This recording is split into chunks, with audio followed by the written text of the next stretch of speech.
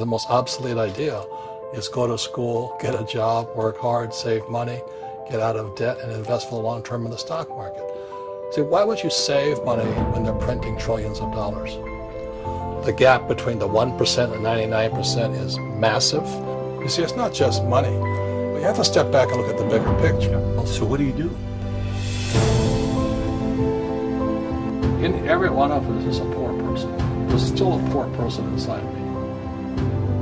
There's also a middle class person. And the middle class person wants security. They want that steady paycheck. And there's a rich person.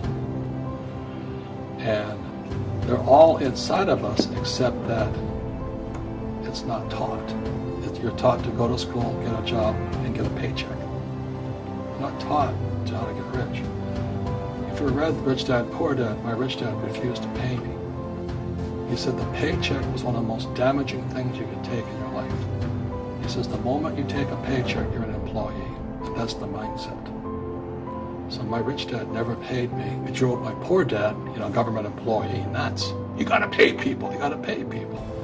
And Rich Dad was not saying that the paycheck was bad. He says you didn't want to be a slave to money. So as an entrepreneur, if Rich Dad folded, I just started another company. I don't need a paycheck. I don't need anybody to take care of me. If my government doesn't like me, I move to another country because they need entrepreneurs. Mm-hmm. So the entrepreneur is not so much the business. The entrepreneur is really the mindset and the skill sets and the different set of rules. You see, I don't operate, small business does not operate in the same rules as big business. Entrepreneur is a mindset first, a skill set, and rules.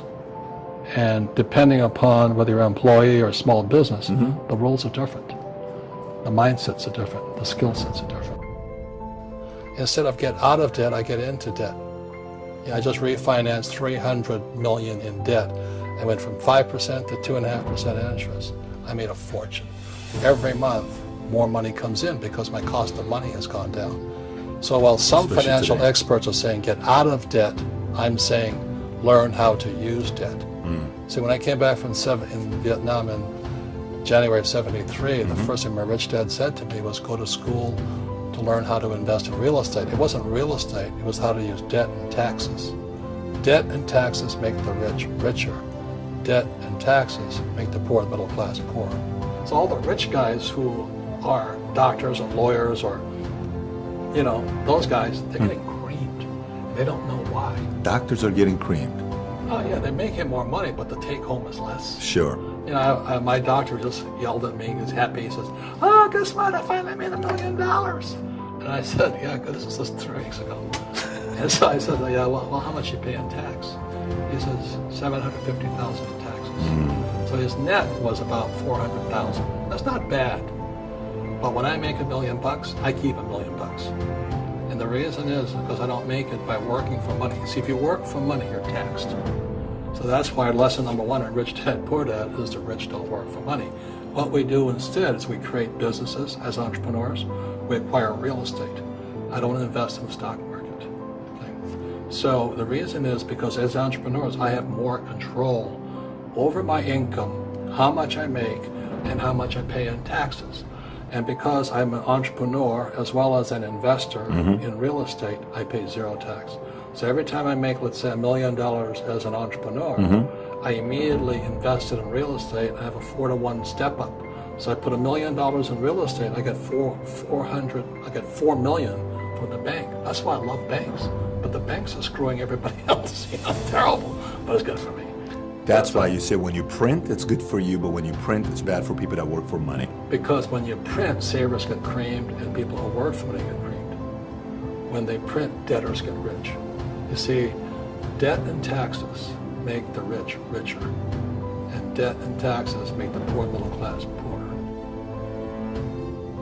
So when we have obsolete ideas, we get obsolete results.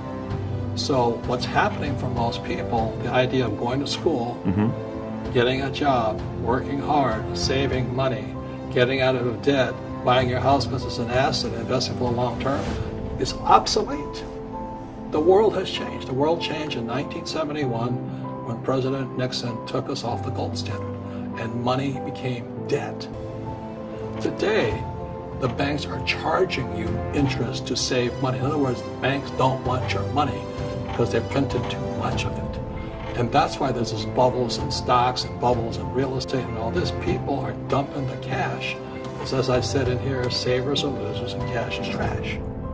And yet people, well, I want a high-paying job. Well, that's an obsolete idea. Get out of debt is an obsolete idea. You should learn how to get into debt, how to use debt to get rich, and they'll never teach you about taxes. The reason the 1% is way up here and the 99% are going this way is because when you print money, two things happen: inflation and taxes. It's going to crush you. And any entrepreneur thinks, I'm just going to make money, I'm going to start a business and make a lot of money, because as we talk about, they really have got to smell the roses, man. You know, that's not what the real entrepreneurs are doing. Most entrepreneurs, there's 28 million small business owners in America.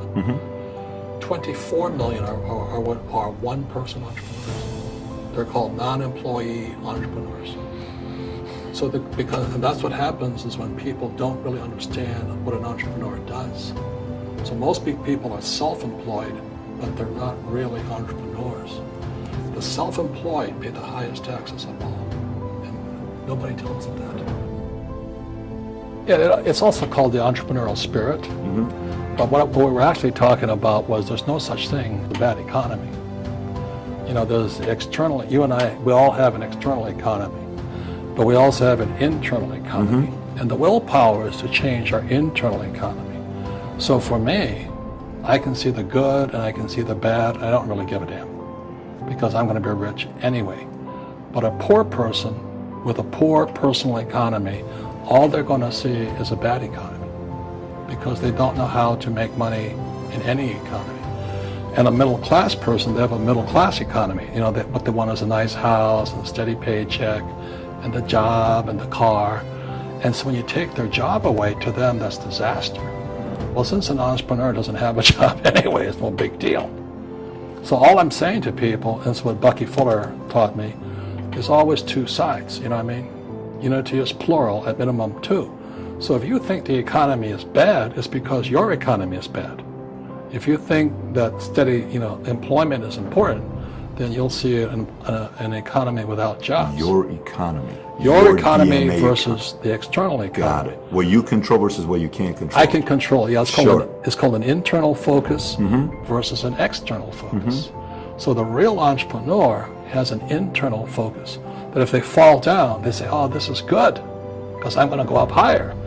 You know, the average person will fall down and say, "Oh, I'm going to take some Prozac," or somebody has a mistake. So, "Oh, the mistakes don't matter." Well, mistakes matter. It means you didn't know something.